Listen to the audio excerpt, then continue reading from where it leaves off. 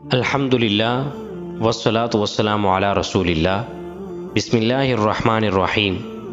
روزے کا ثواب کیا ہے؟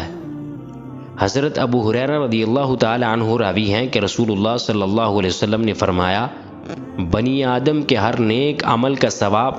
زیادہ کیا جاتا ہے، بہیں طور کہ ایک نیکی کا ثواب 10 سے 7 گنا تک ہوتا ہے، اور اللہ تعالیٰ فرماتا ہے کہ مگر روزہ کہ وہ میرے ہی لیے ہے اور میں ہی اس کا اجر دوں گا،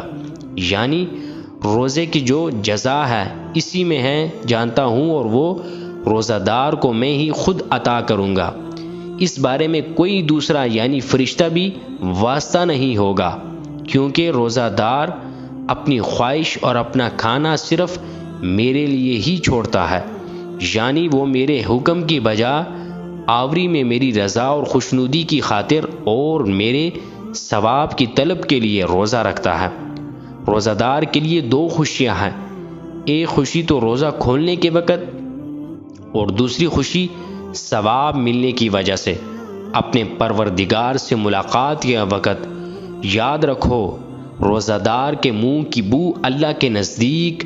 مشک کی خوشبو سے زیادہ لطف اور پسندیدہ ہے، اور روزہ صبر ہے کہ اس کی وجہ سے بندہ دنیا میں شیطان کے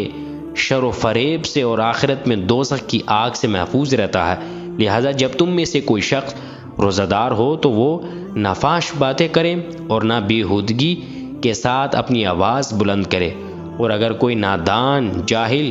اسے برا کہے یا اس سے لڑنے جھگڑنے کا ارادہ کرے تو اسے چاہیے کہ وہ کہہ دے کہ میں روزہ دار ہوں۔ حدیث سے معلوم ہوا کہ جو شخص روزہ رکھتا ہے اس کا ثواب اللہ ہی عطا کرتا ہے، اور جو شخص روزہ رکھے اللہ تبارک و تعالیٰ اسے قیامت کے دن جہنم کی آگ سے آزاد فرمائے گا، اور جو روزہ دار کے منہ سے بو آتی ہے معدہ خالی ہونے کی وجہ سے، وہ بدبو اللہ کے نزدیک مشک سے بھی زیادہ پسندیدہ اور بہتر ہے۔ اللہ رب العزت ہمیں روزہ رکھنے کی توفیق عطا فرمائے اور تمام ارکان ادا کرنے کی توفیق عطا فرمائے۔